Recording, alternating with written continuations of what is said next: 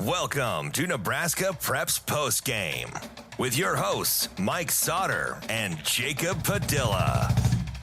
Hey everyone, welcome into Nebraska Preps Postgame. We have a lot to talk about, a short amount of time to do it. So we're going to get right to it. We want to recap what happened with girls state basketball, look ahead to boys state basketball. A lot obviously happened in girls state basketball. And Jacob Padilla, who is here with me, wrote about 10,000 words on girls state basketball. So if you would like to go back and read what happened, you can go back and read literally everything in detail of what happened during those games. So it is, on our herdhatsports.com or nebpreps.com. You can find it there, everything there. Yeah, off the top, though, just some quick facts. Our 6 winners, we had 4 number 1 seeds, 1 number 2 seed, and a 6 seed, pulling off the upset there to end the day, cap a terrific run there. So pretty chalky. Not a ton of surprise there, but we did have one low seed pull it off.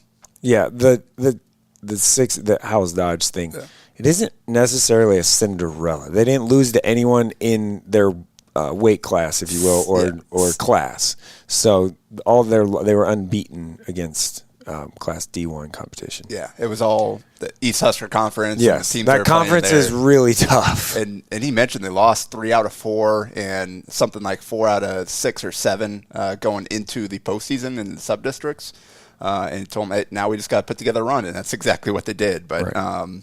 We also had 3 undefeated teams go into the state tournament, and only one cut down the nets, and that's Bennington. Both Bloomfield and Elkhorn Valley lost in the finals. We had 4 first-time champions, which is pretty cool, with Lincoln North Star, Bennington, Milford, and Dundy County Stratton. And only one repeat in Pender, who won 4 in a row. And then, so pretty interesting, kind of just some splits there. Do you want to just go off the top and order the day, or just go in Class A? Yeah, however you want to do it. I mean, A, obviously, like we talked about, North Star and Omaha North were the 2 best teams all year. We kind of said it when we talked girls basketball that we would expect those 2 teams to be, at the end. And it was a game that was to be expected, I think, right? Like, yeah, there was a lot of turnovers and stuff, but, like, both teams defensively are pretty good. Yeah. So that's what happened. What I will say is obviously the Himaya Matoyer injury that midway matters. Through the second quarter, that completely changed things because they turned it over 7 times in the last 4.5 minutes after she checked out, North did, and North Star was able to finish the half strong.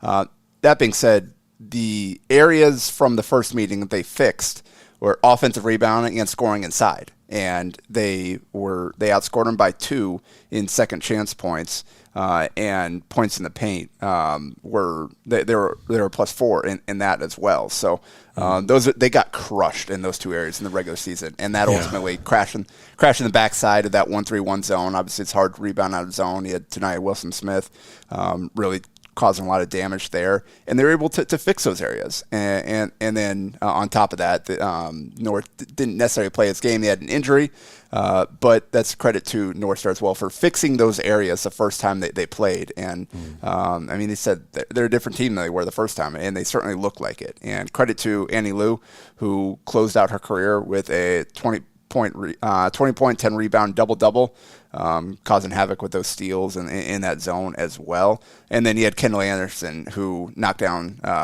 who hit her last 3 threes after a cold start, finished with 14 points. Those are the 2 that when they enrolled at North Star, they had won 4 games the previous year. And all 4 years they were there, they made the state tournament. They won at least 17 games. Previous 2 years, they got to the semis and fell against Millard West, and this year they got through Millard West and then avenged their only loss of the season against Omaha North. So fantastic season there for the Gators, and kind of a fitting conclusion to this story and the emotions Coach Tommy Johnson. Yeah. During the game, like at the end before he's over, you start. It was like a minute left. You started to see it really hit him. Yeah. Like there was one point where he just like leaned back, put his hands on his face, like just soaking the moment. Like, I can't believe this.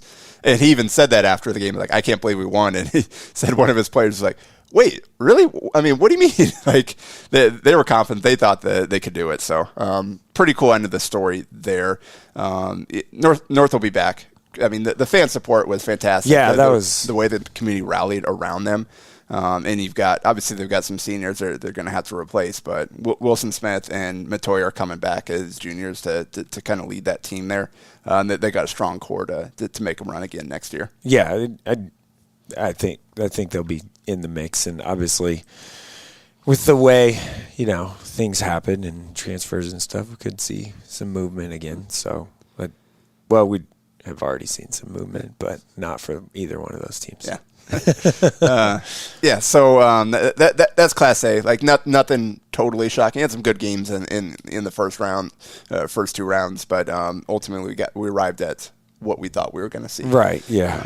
And in B, Bennington was really good all year, and we kind of said this could be sort of a run for them that they can go on. Now they move up to A. Yeah. So credit to Gretna Easton, Wade Coulter and his team, the way that he kind of coaches them, because Bennington raced out to a 17-2 lead to start the game. It could have been just a wrap. And that could have, a lot of teams would have folded at that point. They battled back into it. They made Bennington earn it. And they ended up, they pulled away, they held on, but it was not easy for the Badgers. And a bit of a coming out party for obviously already a great season in Macy Reiner, but what she did in the final came out.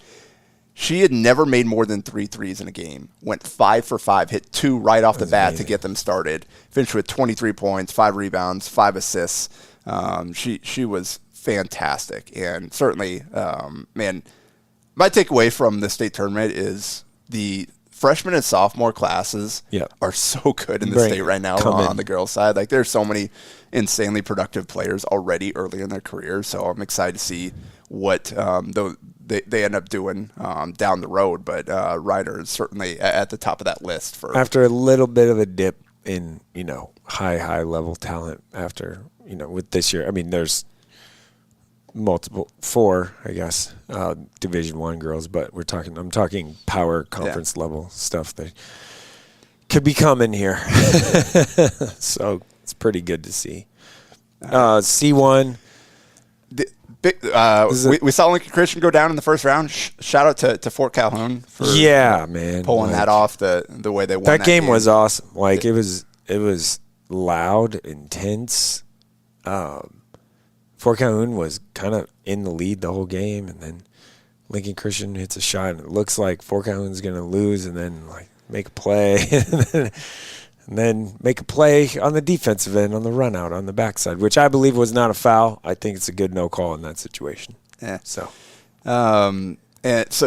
so Lincoln Christian went down, but we did see Malcolm and Milford end up making it there for a rematch of arguably the best game of the regular season in the class. And it was looking like it was going to be a very similar game, back and forth throughout. And then Milford just pulled away down the stretch in the fourth quarter, 17-5 fourth quarter. It just completely locked down Malcolm and created separation there. And it was...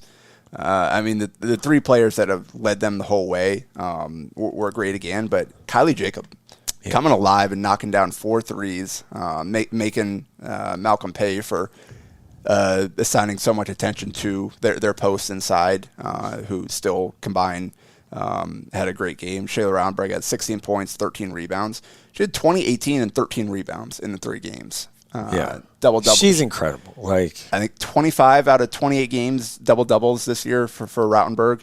Other thing, note, we had 3 20-rebound games in the field this year. Rautenberg had 1, Tanai Wilson-Smith had 1, and then Hallie Dolver had 21 rebounds and 20-some points in the second round, I think it was. First round, actually, I think it was. Either way, but she had a phenomenal tournament. And again, 22 and 10 in the final. But Milford did a great job. Peyton Dolver had 56 points in the first 2 rounds, and they held her to 13 in the final, just limited her opportunities to score. So credit to Milford. He had Ashton Miller had 17 points, 5 boards, 4 assists, running the low game there with Rautenberg and going to work on her own. And then Abby Crabtree, who terrific in the semis, had 22, hit the shot from beyond half court, finished with 14 points, 5 assists, 5 rebounds in the final. So congrats to Milford. Fantastic season for them. And man, Jacob is a senior, but yeah, coming back. Yeah, they've got almost everybody else back. So good luck to the rest of the class dealing with them moving forward.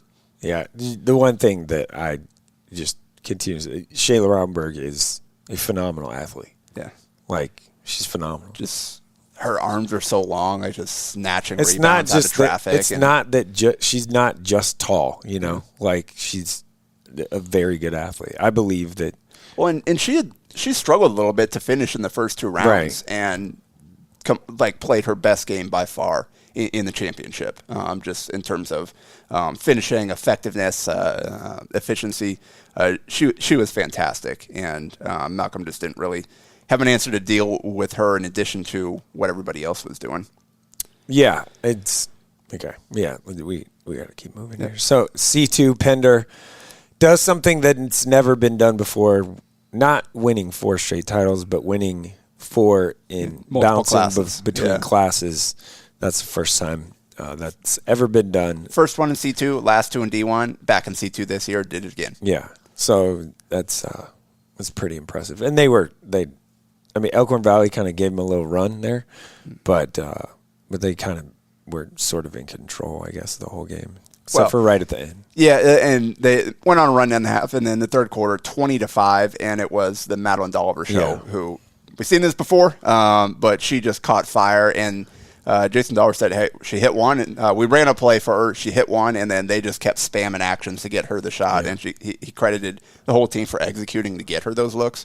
She went 4 for 4 in the third quarter, finished 7 for 12 in the game from 3, which tied the C2 record. So she now has the records in C2, D1, and all class for made threes in state tournament games. She hit 9 in the first round last year, made 18 total in her run last year. I believe she hit 13 in the run this year. She got off to a slow start in the first round, but the last 2 hit 12 threes combined. So fantastic end to her career. She, for whatever reason, she just likes shooting in PBA, I guess. And then Hadley Walsh finished with 25 points, 8 rebounds, 4 assists, capping her fantastic career with another big game as well. That was Pender just. They're really good. This run they've been on, obviously had multiple Dolvers in every one. Macy stepping in for Maya this year at starting point guard as a freshman now. She'll have to take a bigger step forward next year for them to keep rolling. Yeah. Meyer Hansen, she'll be back as well. Had a great sophomore season for them. So Pender's not going away. Obviously, great coaching. They'll be in the mix again next year. But this was a special run. These last 4 years ended up winning by 15, but they led by more than that in the third quarter. Okay, D1. That was, if there was an upset, this was the one that was it, because we saw Bloomfield the first game against Arapahoe, and we were extremely impressed. Like, extremely impressed. They run, play fast. It's really fun to watch. They have really good athletes. Howells-Dodge, I think length probably affected them. They did a great job of really swarming the lane, not giving Madison Lottie any clean looks. I don't know how many times she got blocked early in the game. There were 2-3 defenders on her any time she got the ball in the paint. They executed their game plan really well, and they also hit some shots to start off the game. They went three straight threes to start the game, then add an and one, and then 2 more points. So they started the game off 14-0. Credit to Bloomfield, they didn't quit. No, it could have been a wrap really early, and they just kept battling and fighting to try and come back and win. And Madison Malati did not make a shot until midway through the fourth quarter. Missed her first 9 from the field, and she's been the best player in the class all season long, most productive player. And finally got one to go in the fourth quarter, got an and one, and that started the comeback. And she and her sister, Kenny, just went back and forth, got them to within 3 points, and they got the ball back, chance to run a play, ran Madison Melody off an elevator screen. Yeah. And initially they got her it looked like cleared.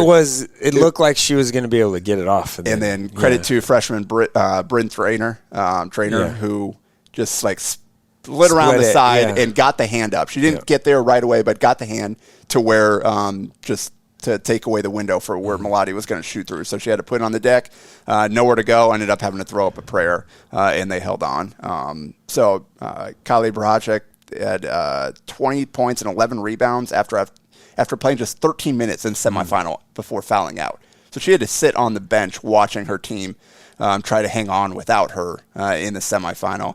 And then in the final, made up for the lost time. Played all but 36 seconds. It was phenomenal in the game. They got 10 from Trainer as well, including 2 threes.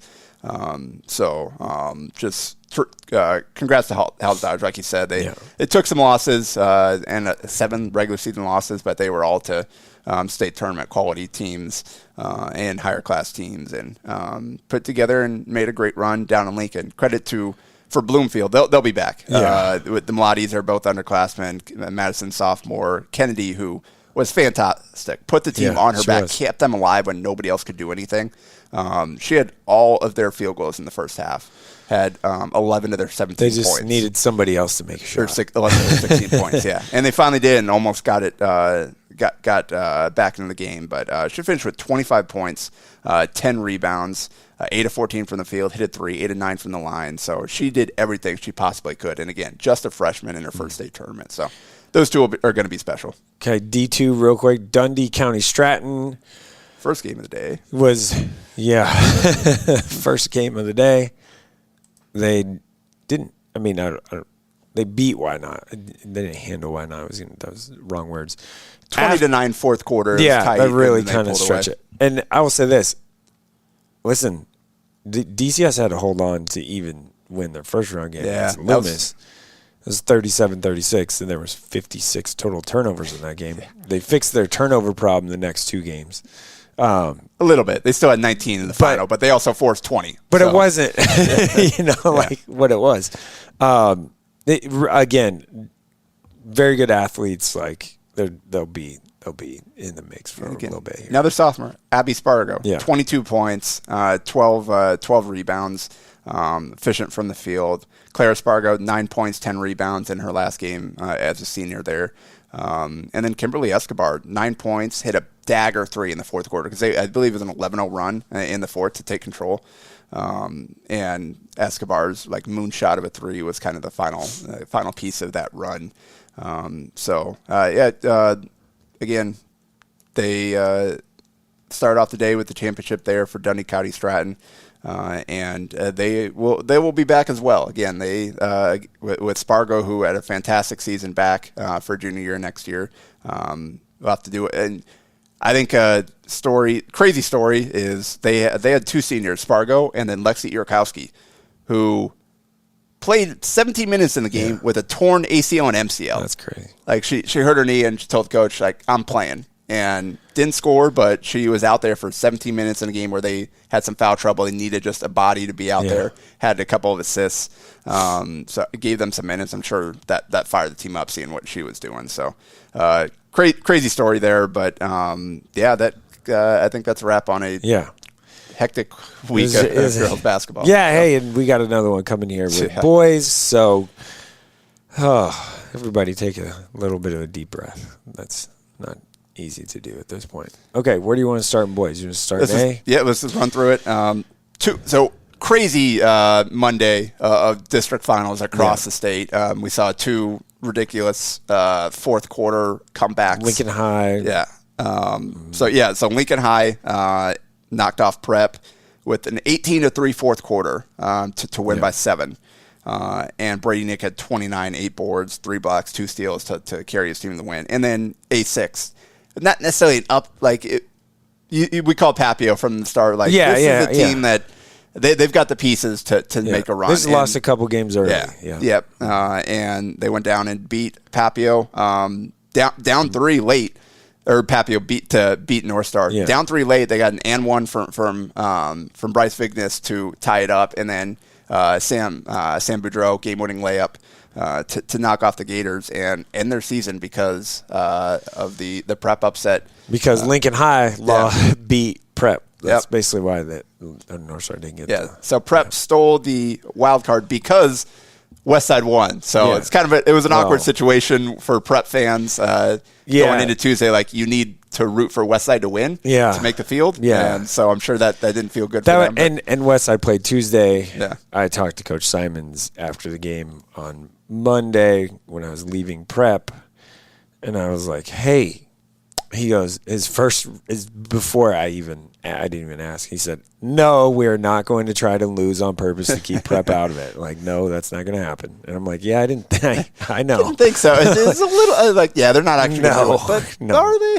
No, that's dumb. Like, anyone that thought that no, not happening. Yeah. So because of that, we get the field with 3 first-time meetings in the first round. First time. The only rematch, is Bellevue West against Papillion Vista, the 2-7.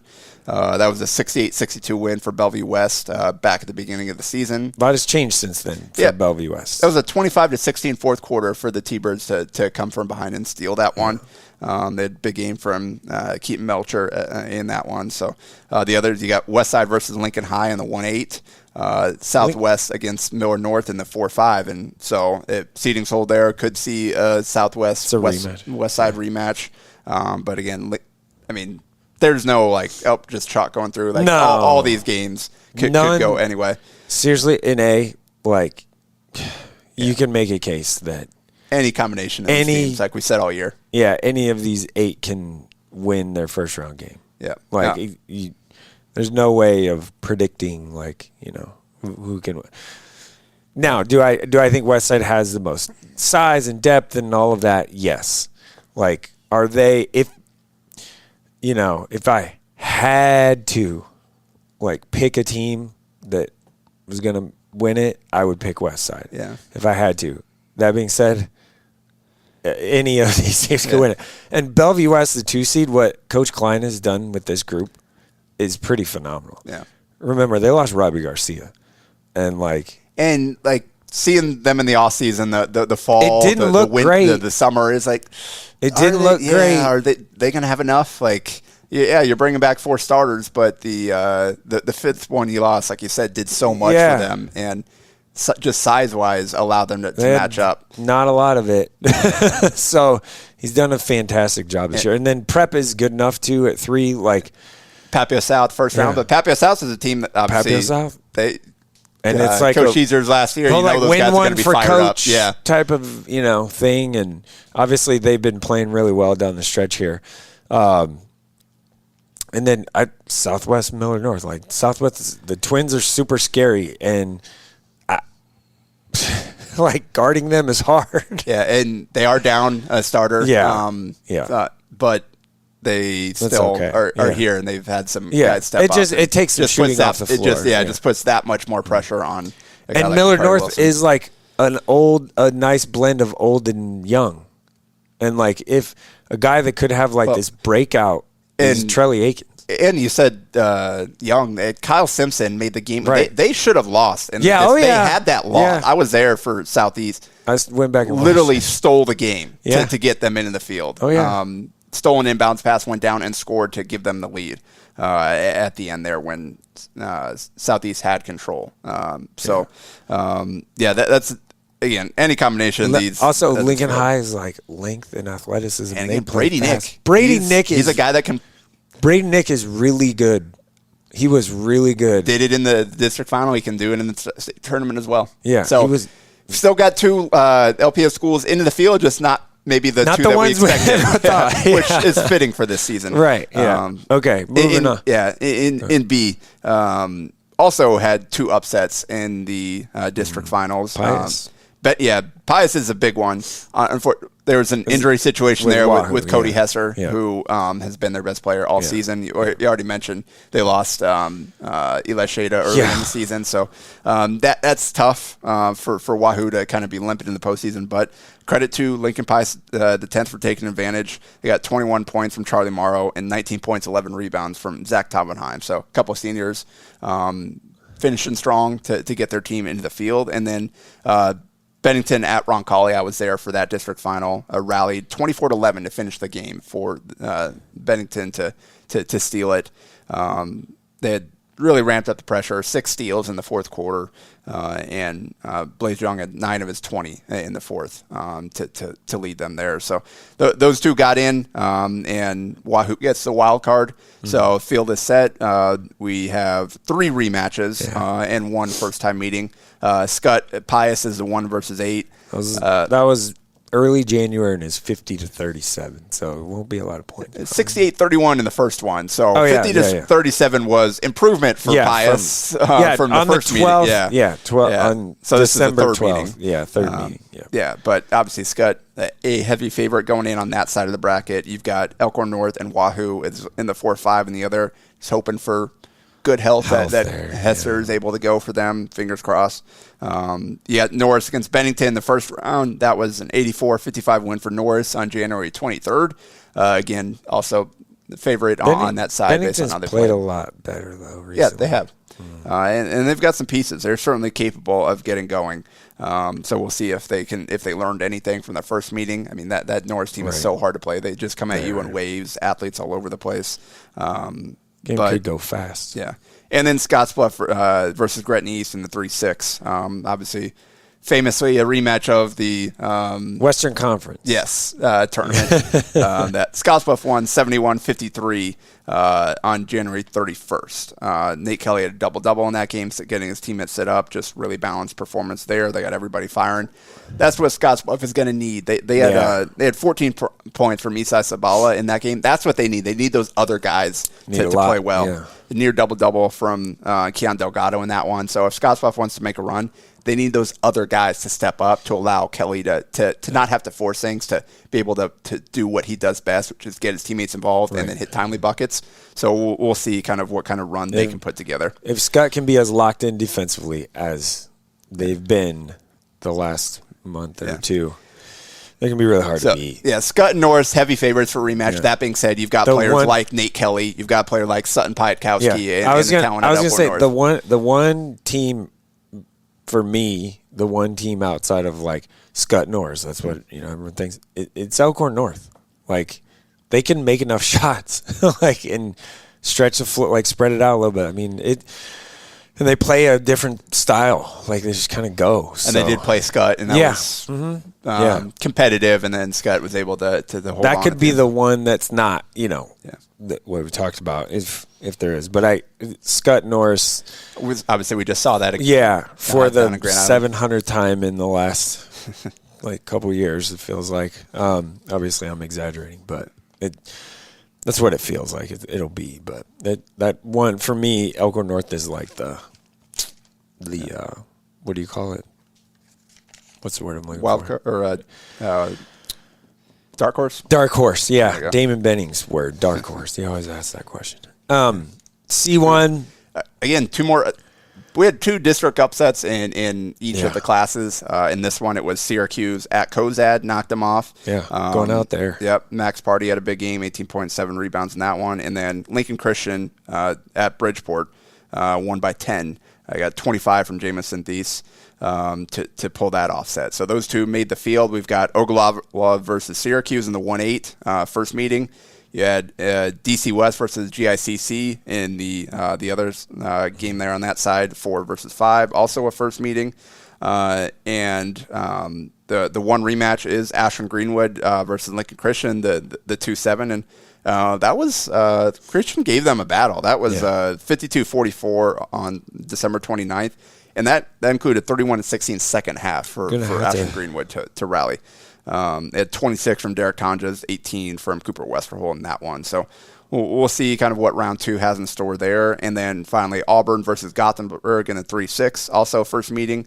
Gothenburg, pretty balanced team. They don't have any 1-star, but I will say Boone Tiedemann is averaging 9.4 points a game this season. It's a kid who beat leukemia in 2023, has battled through that. So awesome. Kind of an inspiring story to see him out here in the state tournament as a senior. So that's the field in C1. I think, man, if seedings hold, you get Ashland Greenwood versus Auburn in that semifinal to set up a potential game against Ogallala. Like those. Good thing there's a shot clock, people. No,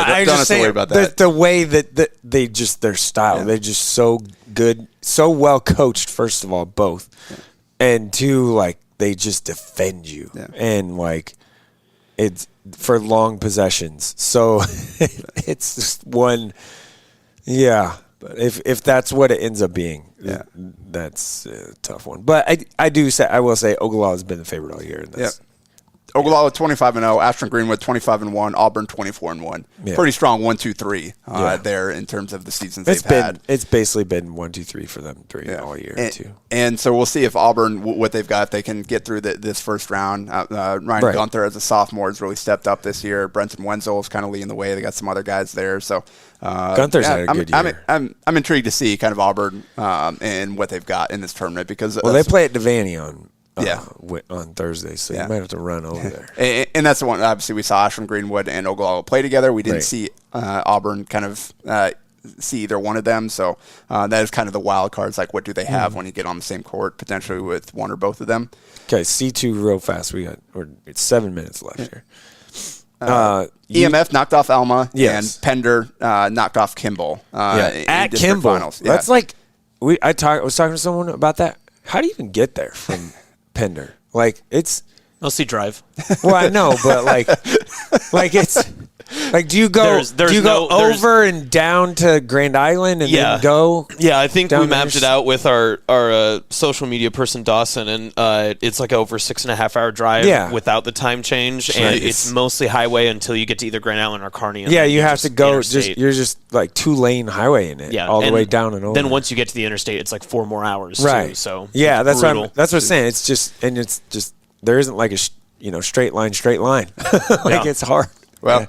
If you're going to make that trip, then you might better get a win. Yeah, exactly. And they did because Trevor Trimble had 24 points to lead the way for a 16-point win there. So that sets the field. 4 first-time meetings in C2. UTAM versus EMF is the 1-8. North Bend Central against Norfolk Catholic is the 4-5. That'll be intriguing. Gavin Shutt leading the way. You've got the Coda Bear playing for his dad there for North Bend Central. Cash Hahn has had a great season. The 2 versus 7, Bergen versus Pender, and then finally the 3 versus 6 and Valentine Freeman. That'll be intriguing. Isaac Cronin for Valentine has had some ridiculous games this year, multiple 40-point games, and Freeman with Easton Busley in the way. We know how good they've been. They knocked off Johnson Brock to get to the state and did so handily in the district final. Valentine's a team that even before the year started, just talking to C2 coaches, they're like Valentine's they're really good. So, I think Bergen's as the 2 seed is pretty heavy favorite just based on what I've seen this year. I would say that is fair. UTAN's got a strong collection of talent there, and you mentioned Valentine Freeman, their experience. Norfolk Catholic has some athletes as well. A pretty balanced team. We got multiple guys that can do damage. So I think it'll be a fun field in C2. We'll see if anybody can take it to Bergen and prevent their repeat. I'm kind of surprised Bergen and UTAN haven't played. Just from location-wise, like they're right there. So, that's a little shocking. Yeah. All right, in D1, again, 2 upsets. You had Fullerton handily over Overton, 64-45, and then Meade beat Bertrand by 10.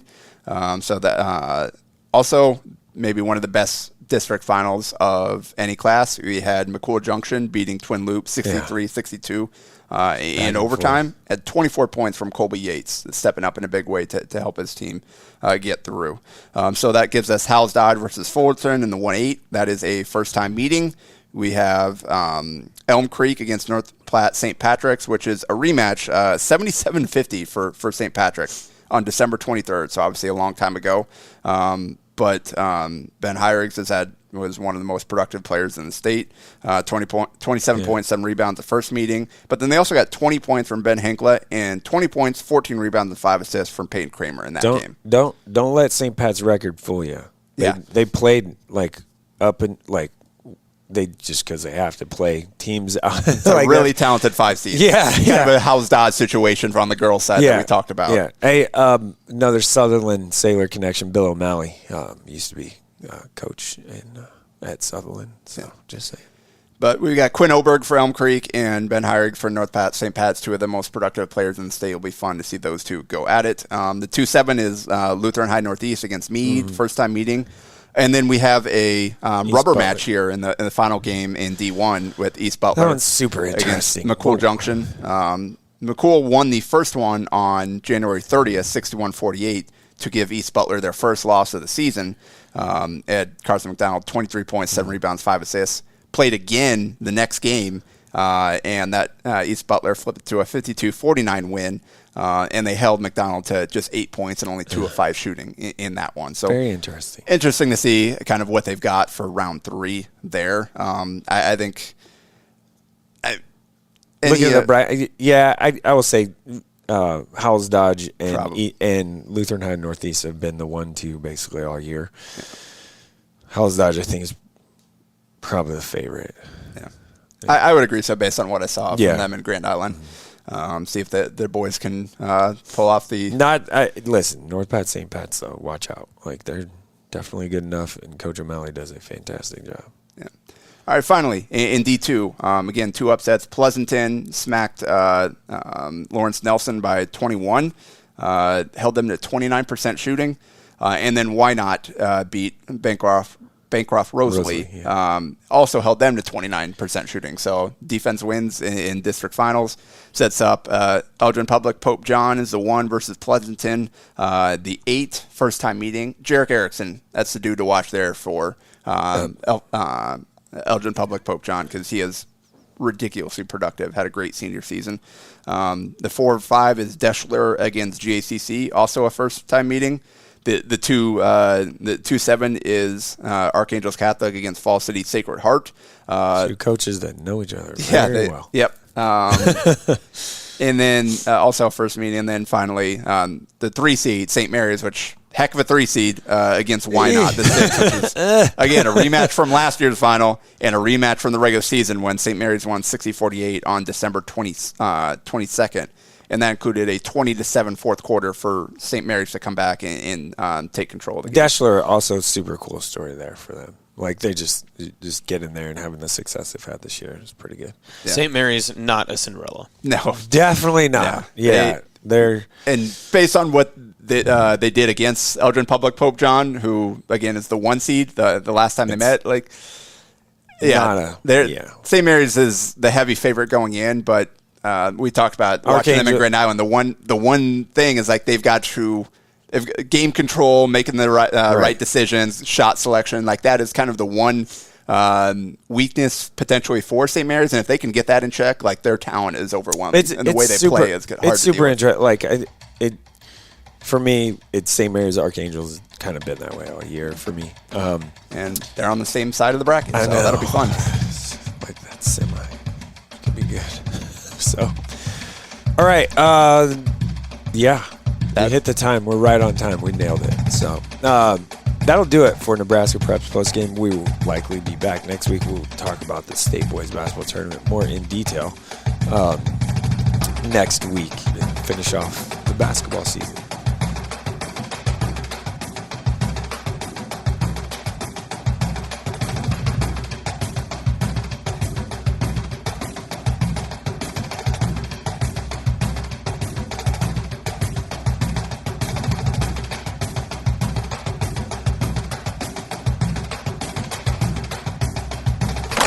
A Herd at Sports Network production.